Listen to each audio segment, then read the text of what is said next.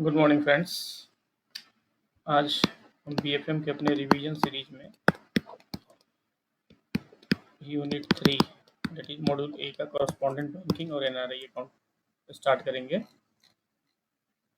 As like हम लोग पहले से भी कर रहे हैं, कुछ कुछ इम्पोर्टेंट टॉपिक्स को ले रहे हैं ताकि आपकी जो बेस है वो थोड़ी स्ट्रांग हो जाए और आपको रिकॉल करने में आसानी हो। तो थोड़ा सा इंट्रोडक्शन देख लेते हैं। इंट्रोडक्शन में कह रहा था international trade and finance based on the network of international banks as well as the support and the services provided by other bank in foreign countries. ठीक है, जो भी इंटरनेशनल ट्रेड है और फिनांस है वो किसके ऊपर बेस है? नेटवर्क के ऊपर। किसके? International bank as well as the support and services provided by other bank in foreign countries.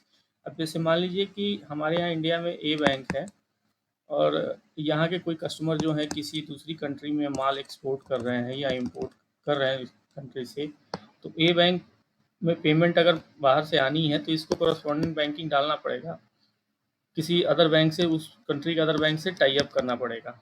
ठीक है, तो जो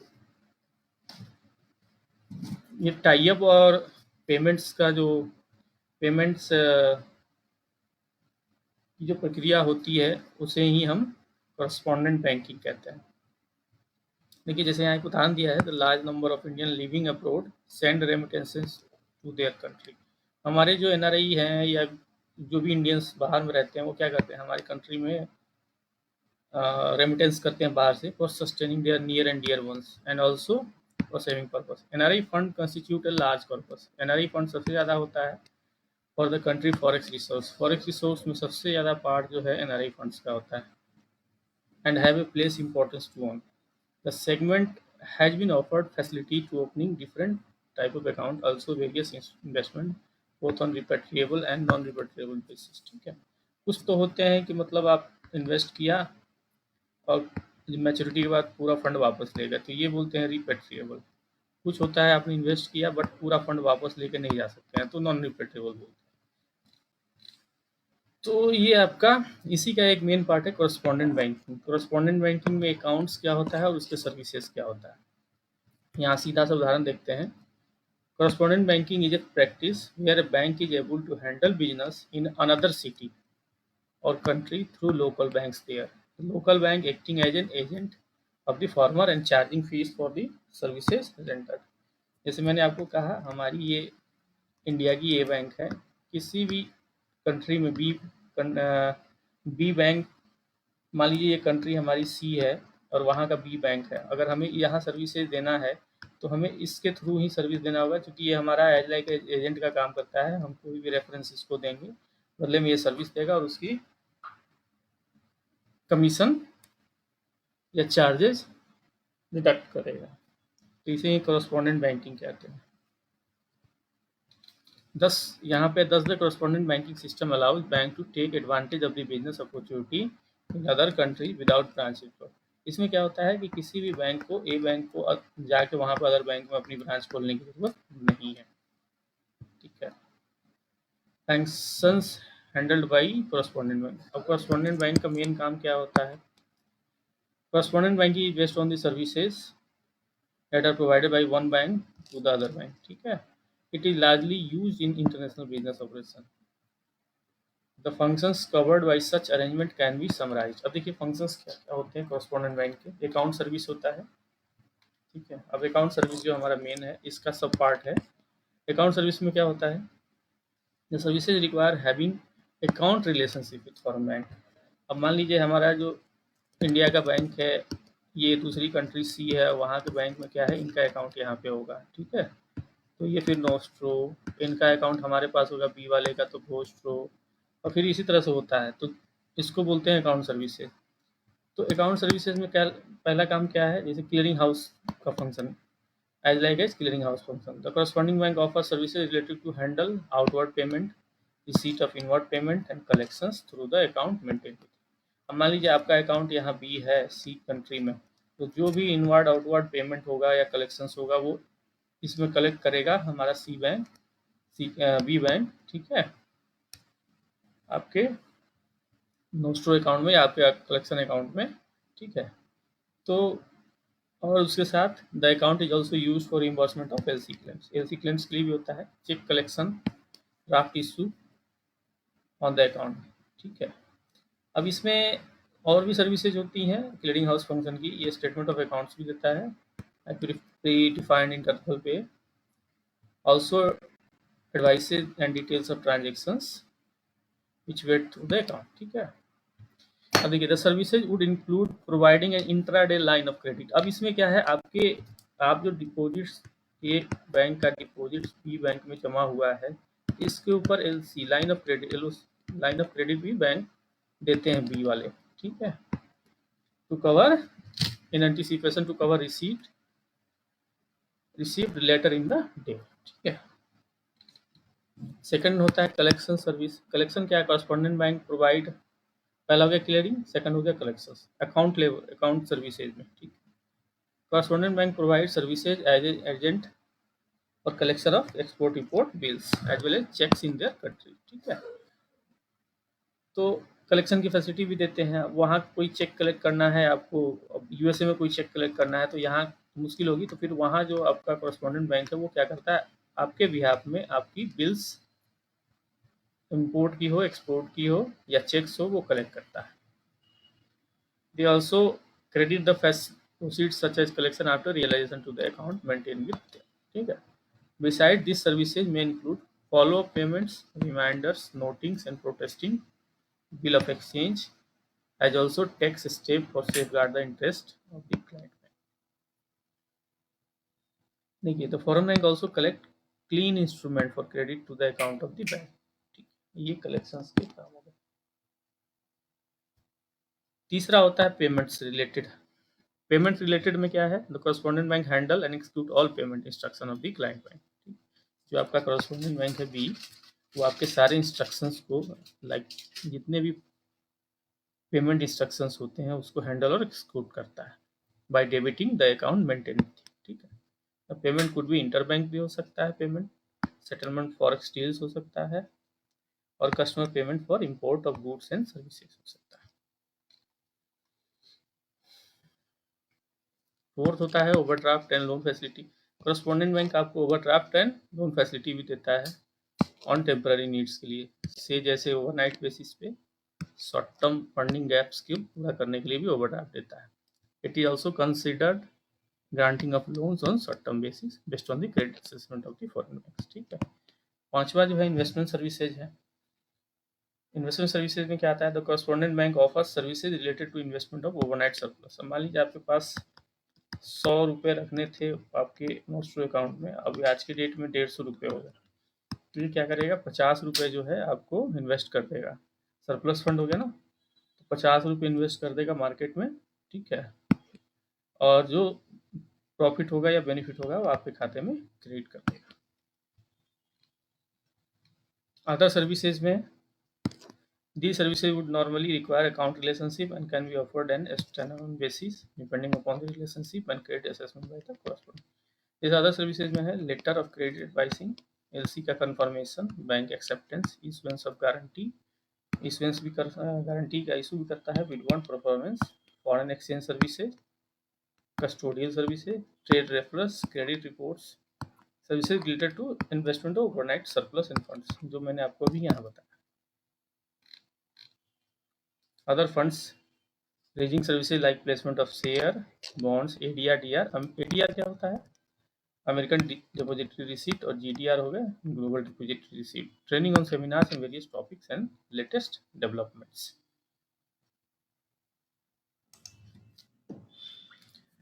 तो हमने देखा कि अकाउंट सर्विसेज देता है ना, अदर सर्विसेज जो है हमारा कॉरस्पॉन्डिंग बैंक देता है, लेकिन बैंक अकाउंट लेवल पे किस किस टाइप के बैंक अकाउंट होंगे, तो अब हम उसको देखते हैं जरा। ठीक है, देखिए the foreign currency account maintain by a bank with another bank are classified as nostro, vostro and loro. ठीक है, तीन टाइप के अकाउंट होते हैं, नोस्ट्रो होते हैं, भोस्ट्रो होते हैं और लोरो होते हैं। इसके अलावा एक और भी अकाउंट होता है मिरर अकाउंट। ठीक है,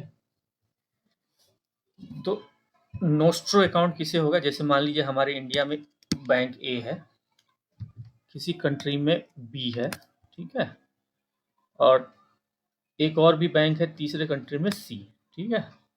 तो हमारे बैंक का जो अकाउंट बी के साथ होगा, ये बी के साथ जो अकाउंट खुलेगा वो क्या होगा, it means our account with you, मतलब हमारा अकाउंट आपके साथ। मीन्स मान लीजिए कि इसने डी अकाउंट खोला, तो ये मेरा अकाउंट है, तो ये हमारे लिए नोस्ट्रो होगा, ठीक है। जैसे एग्जांपल दिया है, SBI Mumbai maintaining USD account with Citi bank न्यूयॉर्क, ठीक है। In nostro account with books of SBI. अब भोस्ट्रो कौन सा होगा, योर अकाउंट विथ अस, से अमेरिकन एक्सप्रेस बैंक, उसने रूपी अकाउंट खोल लिया। अगर इसी ने सेम इसने जो है एक अकाउंट यहाँ ए में खोल लिया ई, तो ये क्या हो गया, भोस्ट्रो अकाउंट हो गया। किसके लिए, एसबीआई के लिए। इसके लिए नोस्ट्रो है, बट एसबीआई के लिए भोस्ट्रो हो गया, ठीक है। लोरो अकाउंट क्या होगा, देयर अकाउंट विद देम, ठीक है। तो जैसे देयर अकाउंट विद देम, अब यहाँ पे देखिए their account with them, for example Citi bank referring rupee account of American Express bank with SBI Mumbai. जैसे मान लीजिए इसने क्या है, सिटी बैंक ने अकाउंट खोला एसबीआई के साथ, ठीक है।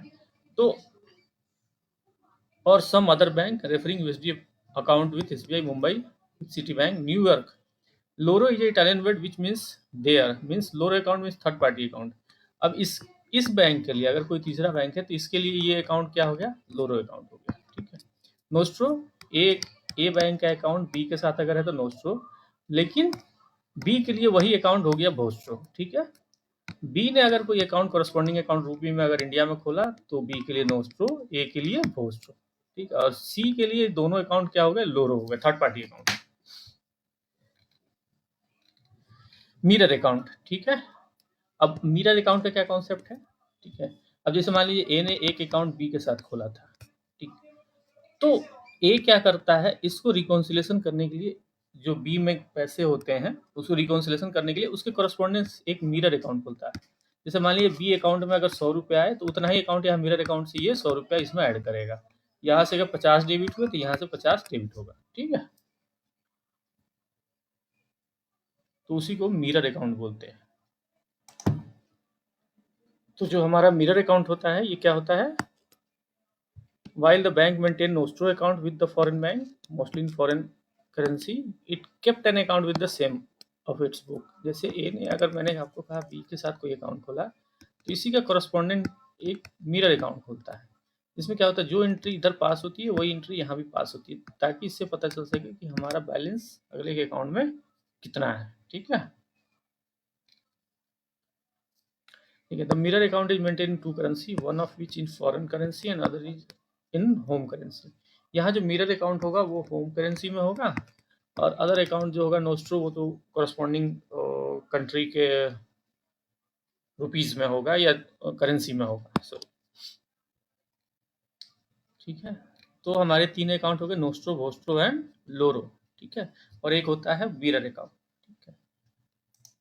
अब एक नेक्स्ट जो देखते हैं हमारा इलेक्ट्रॉनिक मोड्स क्या है, इलेक्ट्रॉनिक मोड्स ऑफ ट्रांसमिशन और पेमेंट गेटवे, बहुत हमेशा ही पूछा जाता है।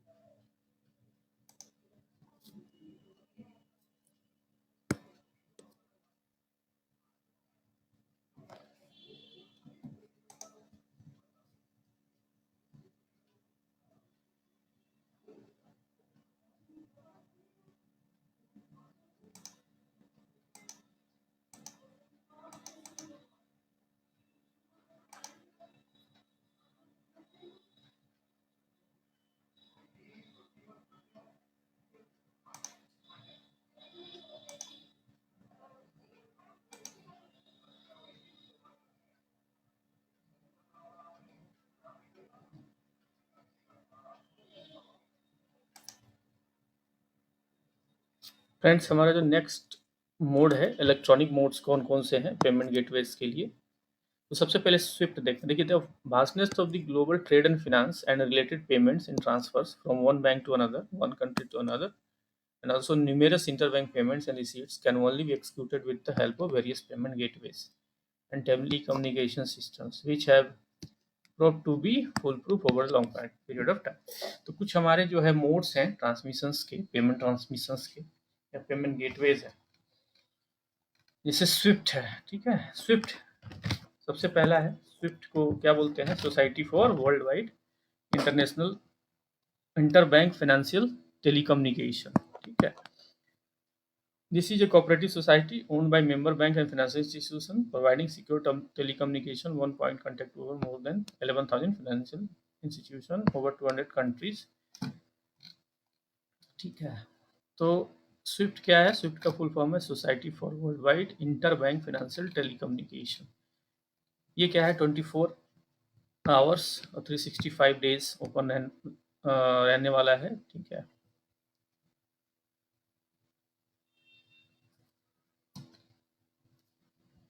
Swift has since introduced new system for authentication of message between banks, whereby banks are required to have authentication key exchange between themselves through a set of format used by relationship management application (RMA), also called Swift BIC, Bank Identify Code, ठीक है। Chips जो है, chips क्या होता है? Clearing house inter bank payment system. ये क्या है? मेजर पेमेंट सिस्टम है यूएसए का। ये 1970 से स्टैब्लिश हुआ था, ठीक है। ऑपरेट कर रहा है, ये फुली ऑटोमेटेड है, based on the messaging and net settlement base. ये किस पे काम करता है? नेट सेटलमेंट बेसिस पे काम करता है, ठीक है। और जो यूएस में मेजर बैंक्स हैं वे सारे इसका उपयोग करते हैं, पेमेंट इन यूएसए, ठीक है। CHIPS are establish by New York clearing house. इसको किसने एस्टैब्लिश किया था? न्यूयॉर्क क्लियरिंग हाउस ने। मेन इंपॉर्टेंट है, न्यूयॉर्क क्लियरिंग हाउस ने एस्टैब्लिश किया था। Over a period, CHIPS has grown both in volumes and growth in number of banks with a membership 49 bank है। चलिए देखिए ये किस सिस्टम पे काम करता है? This system uses CHIP participant codes to identify the participants and UID numbers to identify the beneficiary account. ये दो सिस्टम पे काम करता है। मेंबर बैंक को कैसे आइडेंटिफाई करता है? पार्टिसिपेंट्स को चिप कोड के बेसिस पर, पार्टिसिपेंट कोड के बेसिस पर, यूआईडी नंबर के हिसाब से बेनिफिशियरी अकाउंट को, ठीक है। The bank maintaining US dollar nostro account with any of the US based bank are given a specific UID number which facilitate straight through processing (STP). Most of the interbank payment are received through the system. फेडवायर भी US का ही है, लेकिन ये क्या है? सिर्फ काम करता है मोस्टली डोमेस्टिक हैंडलिंग का, handling majority domestic payment. US payment system operated by federal Reserve bank, ठीक है। और वो न्यूयॉर्क क्लियरिंग हाउस ने एस्टैब्लिश किया था उसको, चिप्स को। Operated all over the US state since 1980। वो 1970 में था। ये कब से शुरू हुआ था? 1970 में। चिप्स किसने एस्टैब्लिश किया था? न्यूयॉर्क क्लियरिंग हाउस ने, ठीक है। ये किस पे काम करता है? चिप्स जो है मोस्टली आइडेंटिफाई करता है कोड्स के थ्रू पार्टिसिपेंट को एंड यूआईडी नंबर के थ्रू बेनिफिशियरी अकाउंट को। फेडवायर क्या है? पूरे यूएस में ही काम करता है, बट मोस्टली जो डोमेस्टिक पेमेंट हैंडल करता है।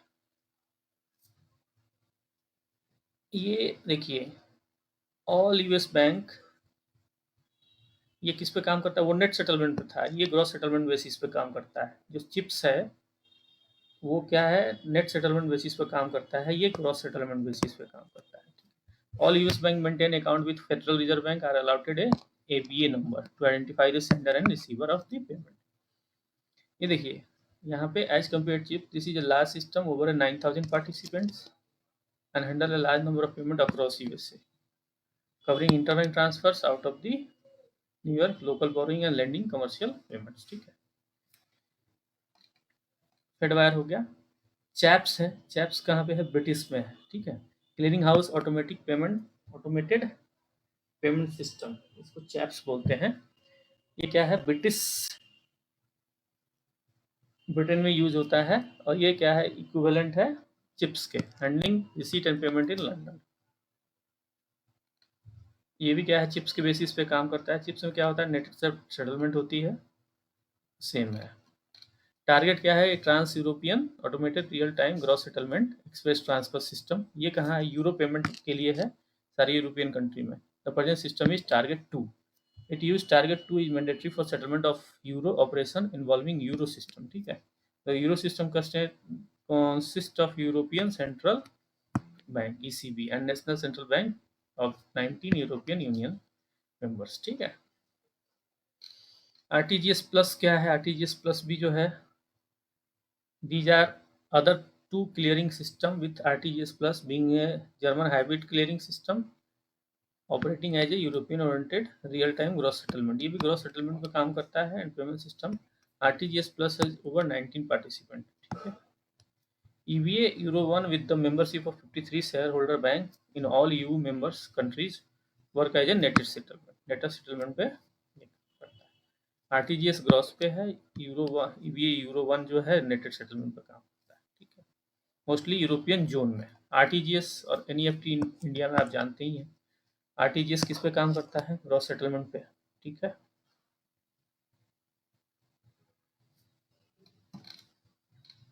हमारे यहाँ नेशनल इलेक्ट्रॉनिक फंड ट्रांसफर वो राउंड द क्लॉक अब हो गया है. ठीक है, इसको आप रीड करिएगा. उसके बाद नेक्स्ट जो है NRI बैंकिंग है. नेक्स्ट है फ्रेंड हमारा NRI बैंकिंग. अब किसी भी कंट्री के लिए जो है बहुत सारे पॉपुलेशंस जो हैं आजकल वर्किंग अब्रॉड में रहते हैं या अब्रॉड बाहर में काम करते हैं. तो जितने भी नॉन रेजिडेंट होते हैं अकाउंट बिकम इम्पोर्टेंट हो जाता है उनके लिए, particular view to need of source of foreign currency reserves. ठीक है. तो इंडिया को भी ऐसे करने की जरूरत पड़ी. Need a service the requirement of its people staying abroad for business and profession or any other purpose, or those who are settled abroad. As such, specific rules for opening of account and maintaining non-resident Indian, its operation, repatriability, interest payment, investment and other facilities been framed by Reserve Bank of India and government. अब एक important definition है friends कि NRI होते कौन है. ठीक है. तो जो फेमा का रेगुलेशन करता है 1999. ठीक है. ठीक है. नॉन रेजिडेंट क्या है? A person resident outside India who is a citizen of India, that is, अब यहाँ पे कहता है Indian citizen who proceed abroad for employment. Employment के लिए गया फॉर एक और फॉर कैरिंग एनी बिजनेस और वोकेशन और any other purpose in circumstances indicating indefinite period of stay outside. तो उसे हम क्या बोलते हैं? NRI कह देंगे. इंडियन सिटीजन जो है वर्किंग अब्रोड है. ठीक है. किस काम के लिए? On assignment with foreign governments. ठीक है. गवर्नमेंट एजेंसीज और इंटरनेशनल मॉनेटरी फंड्स यानी international agencies like United nation, UNO, international monetary fund and world bank. तो उसे क्या बोलेंगे? कोई भी NRI बोलेंगे. मतलब कि कोई भी इंडियन सिटीजन अगर इनडेफिनिट पीरियड के लिए किसी भी फॉरेन ऑर्गेनाइजेशन के लिए काम करने के लिए बाहर जाता है तो उसे NRI बोलते हैं. तीसरा जो है किसी भी सेंट्रल गवर्नमेंट या स्टेट गवर्नमेंट के ऑफिशियल्स जो डिप्यूट होते हैं अब्रोड में किसी असाइनमेंट पे. ठीक है. तो उन्हें NRI बोलते हैं. ठीक. अब कहता है a person of Indian origin who is a citizen of any other country other than Bangladesh और पाकिस्तान और सच अदर कंट्री में भी specified with central government satisfying the following condition. कौन कौन होगा? हु आज a citizen of India by virtue of constitution of India act 1990-55. ठीक है. NRI किसे कहेंगे? कि जो कभी इंडियन सिटीजन था किसके तहत? इंडियन सिटीजनशिप एक्ट 1995 के पहले. ठीक है. तो उसे NRI कहेंगे. वैसे persons who belongs to the territory that become part of India after 15 August 1947. जैसे गोवा है ना, गोवा के लोगों को माना गया. ठीक है. ये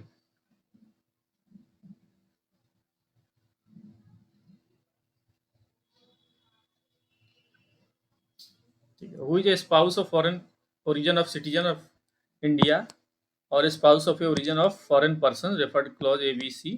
तो इसे NRI कहेंगे. PIO will include the overseas citizen of India card holder within the meaning of section 7A of the citizenship act. Thus in general क्या कहता है? इन जनरल क्या है? NRI is a person of Indian nationality or origin who reside abroad for a business or a vocation or employment or intention of employment or vocation and the period of stay abroad is indefinite. तो उसे हम क्या बोलेंगे? NRI बोलेंगे. Second है a person is Indian origin if he has held Indian passport or he or she or any of his her parent or grand parent was citizen of India. ठीक है. As such, government official going abroad posting Indian missions or World Bank IF are NRI. Similarly, tourists on brief visit to foreign country are not categorized as NRI. A student going abroad for higher studies are called also NRI. ठीक है, specially for RBI guidelines. ठीक है, अब student कोई पढ़ने के लिए भी गया बाहर में, आजकल बहुत सारे लोग कनाडा जाते हैं, यूएस जा रहे हैं, ऑस्ट्रेलिया जा रहे हैं, तो क्या होगा, इन्हें भी एनआरआई कह देंगे, even though their visit abroad is not for the indefinite period not the business और वोकेशन. ठीक है, तो भी ये एनआरआई कहे जाएंगे. नेक्स्ट जो है, ए स्पाउस हुई जो फॉरेन सिटीजन. मान लीजिए किसी की पत्नी जो है फॉरेन सिटीजन है, of Indian citizen, or a person of Indian origin who is also treated as a person of Indian origin or for the purpose of opening bank account and other facility granted for investment in India, provided such accounts or investment are in joint name of spouse. ठीक है, एक देखते हैं overseas corporate bodies कौन सी होती है, ओसीबीज. ओसीबीज किसे बोलते हैं? ओवरसीज फॉर्म्स जो होती हैं, ट्रस्ट और companies predominantly owned by non resident NRI are called overseas corporate. कोई भी जो है कंपनी होगी, फॉर्म्स होगा, ट्रस्ट होगा, जिसमें एनआरआई का डोमिनेशन होगा या उसमें जो है उनके शेयर ज़्यादा होंगे, तो उसे ओवरसीज कॉर्पोरेट बॉडी बोलते हैं. The level of ownership of the NRI in such body should be minimum 60%. इनका मिनिमम 60% होल्ड होना चाहिए, स्टेक होना चाहिए. ठीक है, by one or more NRI. The facility for investment in India granted to OCB were almost similar to the granted of individual non-resident India. ठीक है, same सुविधा मिलेगी जो उनको इंडिविजुअल्स को मिलती है.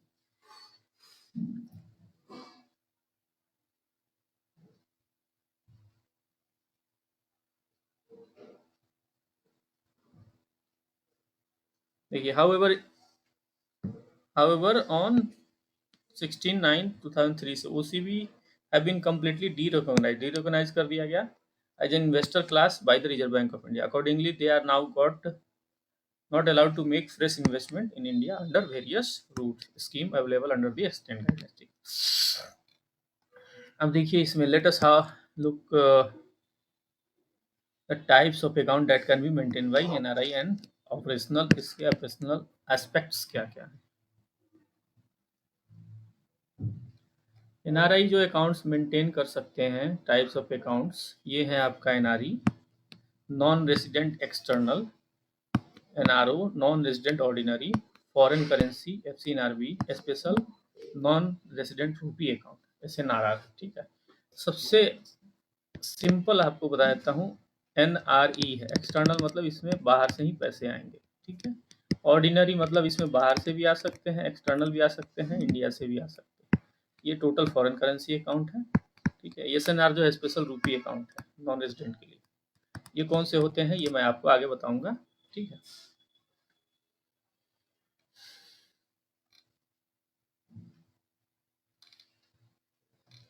देखिए एनआरई अकाउंट क्या है. एनआरई अकाउंट क्या है? Non resident as they are called can be opened and maintained by non-resident. Remittance from way by TT, checks, drafts, or even transfer from another non-resident account also. By tendering a foreign currency, traveler checks notes by NRI during his temporary visit to India, provided bank is satisfied about the non-resident. मैंने आपको पहले ही कहा कि इस account में सिर्फ external source से ही पैसे आ सकते हैं. एनआरआई किस क्या हो सकता है? टाइप ऑफ अकाउंट सेविंग हो सकता है, करंट हो सकता है, रिकरिंग हो सकता है. ठीक है, और टीडी भी हो सकता है फॉर मैक्सिमम 1 ईयर. इसमें टीडी होगा तो फॉर 1 ईयर होगा मैक्सिमम. ठीक है, ज्वाइंट अकाउंट आप खोल सकते हैं बाय 2 और more NRI and PIO with former and survivor clause. इसमें याद रखिएगा ज्वाइंट अकाउंट परमिटेड है बट फॉर्मर सर्वाइवर बेसिस पे. However, during the lifetime of an ROPIO account holder, the resident relative can operate the account only as a power of attorney holder. ठीक है ना, power of attorney, अगर उसके जो survivor हैं वो चाहें तो आप एनआरआई जो हैं उनके बिहाफ में पावर ऑफ अटर्नी के बेसिस पर अकाउंट ऑपरेट कर सकते हैं. परमिटेड क्रेडिट क्या होगा? Credit permitted in this accounts are inward remittance from outside India. Outside India से ही पेमेंट आ सकता है. Interest accrue in the accounts, interest on investment, transfer from NRE FSNRB accounts. ठीक है, maturity proceeds of investment if made in account through the inverter. Current income like rent, dividend, pension, interest will be construed as a permissible credit to NRE account provided the authorized dealer is satisfied that the credit represent current income of the NRO PIO account holder and income tax ठीक है। Permitted credit में क्या आएगा, जो भी होगा foreign remittance होगा, ठीक है, इंटरेस्ट होगा, एक्रू हो गया होगा सो होगा, इन्वेस्टमेंट पर इंटरेस्ट जो मिल रहा होगा सो, ट्रांसफर फ्रॉम अदर एनआरई और एफसीएनआर अकाउंट से हुआ होगा, मैच्योरिटी प्रोसीड्स हो सकता है, ठीक है। इसमें करंट इनकम आपका रेंट, डिविडेंड, पेंशन, इंटरेस्ट, ये भी जो है आपको परमिसिबल क्रेडिट माना जाएगा एनआरई का, ठीक है। अब इसमें आप डेबिट क्या कर सकते हैं, personal debit at local disbursement, local disbursement के लिए आप डेबिट ले सकते हैं, आउटसाइड इंडिया के लिए ले सकते हैं, transfer to other FCNR accounts and investment in India कर सकते हैं, ठीक है। अदर फैसिलिटी क्या है एनआरई अकाउंट्स के लिए, इसमें आपको चेक फैसिलिटी मिलती है, ठीक है। इसमें जो अमाउंट है आप फुल रिपेट्रिएट कर सकते हैं, मतलब जो पैसा आपका जमा है इंक्लूडिंग इंटरेस्ट, ठीक है, ये आप अनदर एनआरई अकाउंट में या एफसीएनआर अकाउंट में विथ सेम और अदर बैंक में आप कर सकते हैं, ठीक है। इसमें फुल रिपेट्रेशन है, नॉमिनेशन फैसिलिटी परमिटेड है, income by way of interest on balance held in NRE account is exempted from income tax, इसमें इनकम टैक्स नहीं लगता, ठीक है ना, या वेल्थ टैक्स नहीं लगता। Even resident can operate the account on the basis of power of attorney granted by the account holder, ठीक है।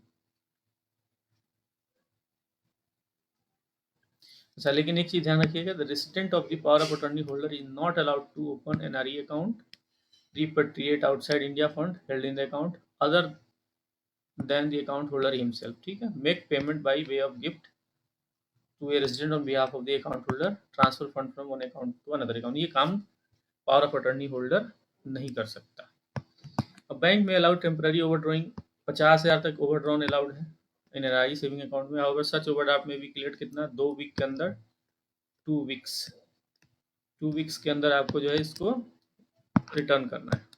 NRE account should be designated resident account और fund held in this accounts में be transfer to REC account, ठीक है। NRE account क्या है, should be designated as a resident account और the fund held in this accounts में be transfer to REC account, ठीक है, at the option of the account holder immediately upon return of the account holder to India, ठीक है। अगर ये क्या है, अकाउंट होल्डर बाहर से जब रिटर्न हो जाएगा तो इमीडिएटली इसको आरईसी अकाउंट में करना होगा, ट्रांसफर करना होगा, ठीक है। The rate of interest of 10 year applicable क्या होगा, will be according to the direction of instruction issued by Department of Banking and Regulation RBI।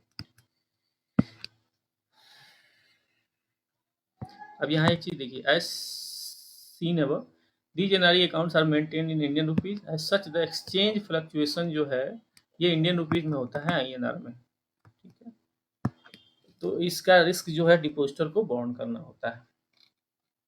दूसरा आ गया NRO, NRO मतलब ऑर्डिनरी, आप इसको ध्यान में रखिएगा, ऑर्डिनरी अकाउंट, ठीक है। तो ये क्या होगा, दीज अकाउंट्स रूपी कैन बी,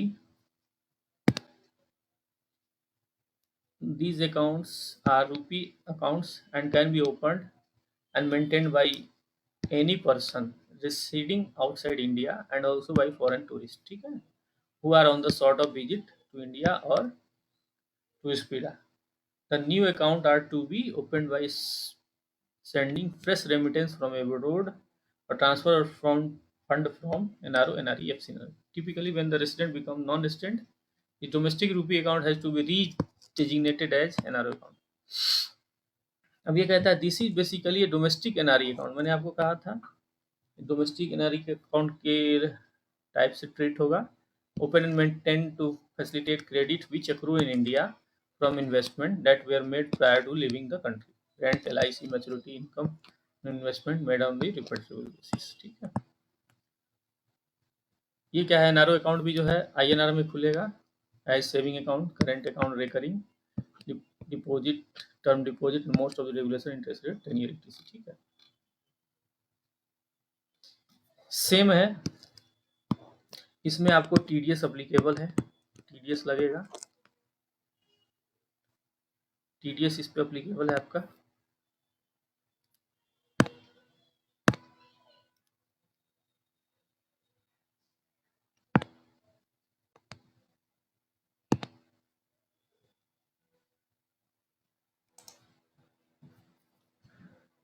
जो एनआरई अकाउंट होगा वो NRE account is subject to the deduction of income tax at the source as prescribed. ठीक है, द अकाउंट में भी ये भी ज्वाइंट अकाउंट हो सकता है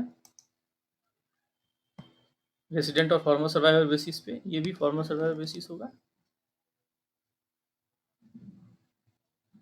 देखिए ये क्या है, the balance in the NRO account may be paid to the account holder at the time of its departure from India, provided the account has been maintained for a period of not exceeding 6 months. 6 months से नीचे का जो account होगा, and the account has been credited with any local funds and other than interest. Opening account of individual, opening of account has not been credited any local. ठीक है, opening of account by individual entity of Pakistan nationality ownership and entity from Bangladesh owner require prior approval. Bangladesh ये और पाकिस्तान के लोग जो है बिना prior approval के इनके अकाउंट नहीं खुल सकते। ठीक है, परमिसिबल क्रेडिट कहाँ से आएगा इसमें, आप देखिए आउटसाइड इंडिया से आ सकता है, लेजिटिमेट ड्यूज इन इंडिया आ सकता है, transfer from NRO account or permissible credit to NRE account, rupee gift loan by resident NRE PIO relative within the limits of prescribed liberalization may be greater in the NRO account. Permission credit कहाँ से आ सकता है, foreign से आ सकता है, India से आ सकता है। डेबिट क्या कर सकते हैं आप डेबिट कर सकते हैं for the purpose of local payment, transfer to other NRO or remittance of current income abroad. ठीक है, apart from this balance in NRO can be repat, आप इसमें रिपेट्रिएट भी कर सकते हैं ईयरली $1 मिलियन। ठीक है, $1 मिलियन। ठीक है, यहाँ पे इंपॉर्टेंट है, $1 मिलियन आप ईयरली कर सकते हैं। अदर फैसिलिटी क्या है, द अमाउंट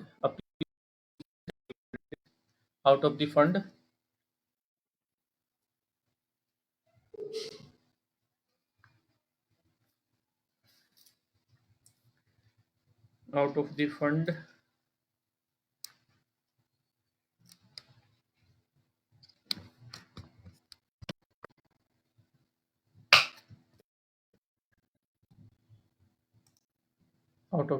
ठीक है, सब्जेक्ट टू इनकम, इसमें TDS लगेगा आपको।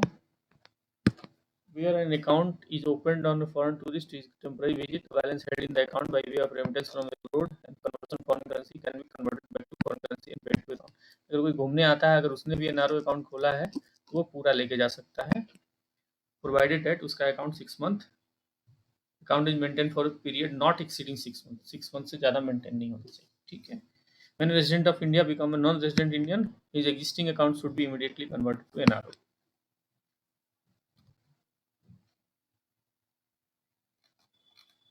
नॉमिनेशन फैसिलिटी है इसमें, power have been delegated to authorized dealers, authorized bank to allow operation in the NRO account in terms of power of attorney granted in favor of region by power of attorney holder के basis पर जो है other account holder इसमें operation कर सकते हैं। ठीक है, चलिए नेक्स्ट जो आते हैं हमारा जो है FCNR।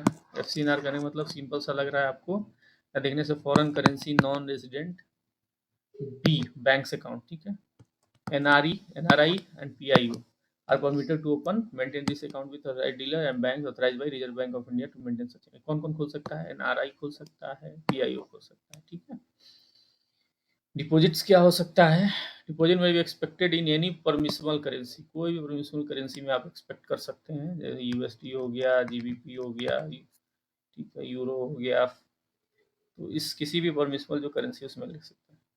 ये सिर्फ TD खुल सकता है टर्म डिपॉजिट, और मिनिमम 1 ईयर का और मैक्सिमम 5 ईयर्स, ध्यान रखिएगा। Deposits are in foreign currency and are repaid in currency of the issue along with the interest in foreign currency itself. Joint account हो सकता है, can be opened by 2 or more NRI and or PIO by NRI with a resident relative। ठीक है, on farmer survivor, तीनों में याद रखिएगा farmer survivor basis पे ही खुलेगा। ठीक है,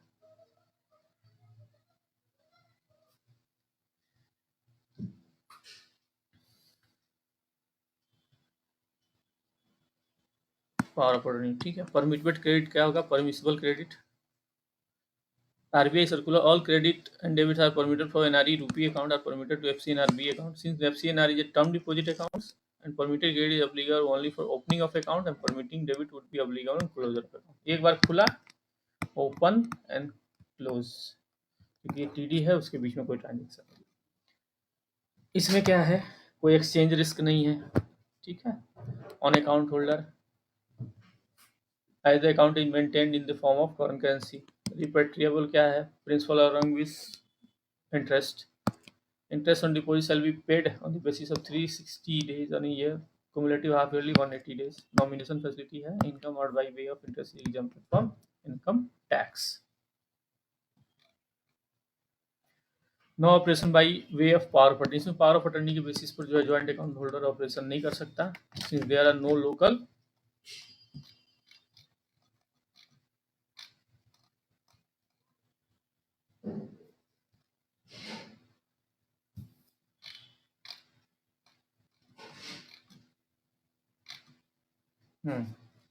since there are no local withdrawals, ठीक है। Forward cover can be booked to hedge the balance held in FCR account.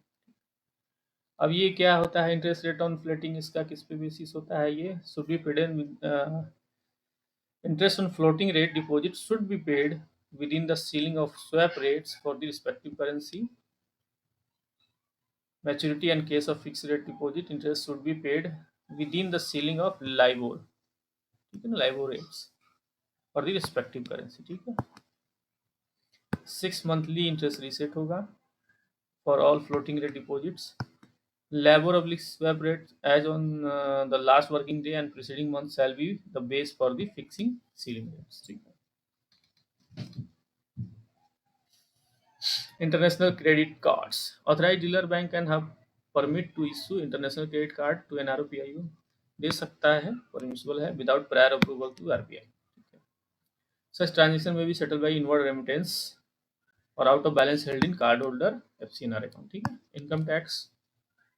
The remittance and net applicable taxes from NRI account will be allowed to made by the authorized dealer bank on production of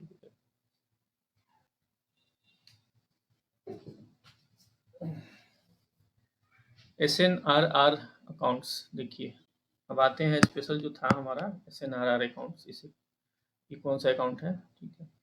any person resident outside India having a business interest in India में open ए special, कोई भी व्यक्ति अगर business के लिए India में आ रहा है, उसका पर्पस है, तो वो SNRR अकाउंट खोल सकता है, ठीक है।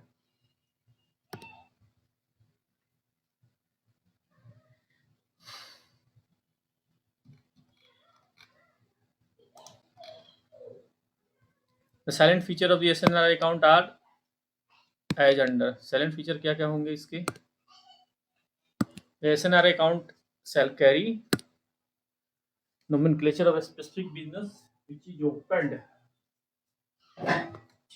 and shall not earn any interest, इसमें कोई इंटरेस्ट नहीं मिलेगा। The debit credit are and the balances in the account shall be incidental commensurate with the business operation of the account holder, ठीक है।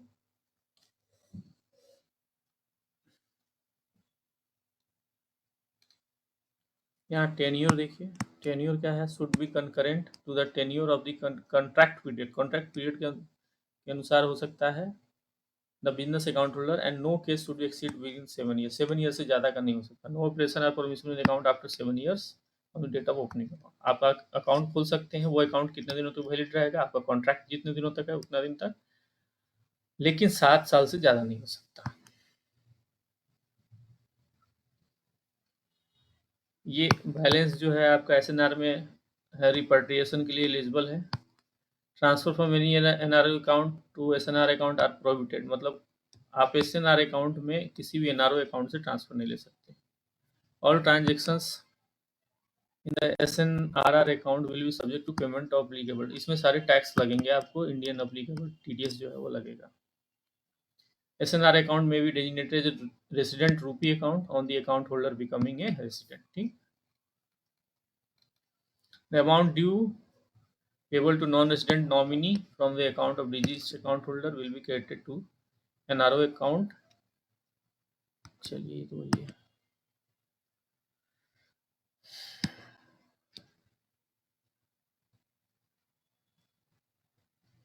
पाकिस्तान और बांग्लादेश वाले जो हैं विदाउट प्रायर अप्रूवल के आरबीआई के नहीं खोल सकते। ये कुछ फ्रेंड्स एक नंबर के हैं, ये आप देख लीजिए। फैसिलिटीज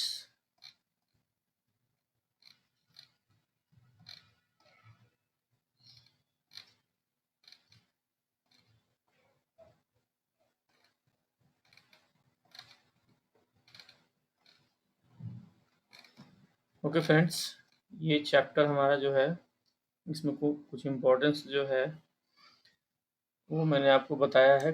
कुछ और रह गया है, एक इसमें 2-4 इम्पॉर्टेंट चीज़ मैं नेक्स्ट रिवीजन में डालूँगा और उसके साथ-साथ एक समरी भी मैं आपको दूँगा, ठीक है? यहाँ तक हमने कर लिया है। अभी नेक्स्ट जो है यहाँ से फैसिलिटीज़ टू एनआरआई, ये हम लोग नेक्स्ट चैप्टर में देखेंगे, नेक्स्ट रिवीजन में देखते हैं, ठीक है? Okay friends, thank you. अगर आपको हमारा चैनल अच्छा लग रहा है तो प्लीज़ इसे लाइक ज़रूर करिएगा, शेयर और सब्सक्राइब ज़रूर करें।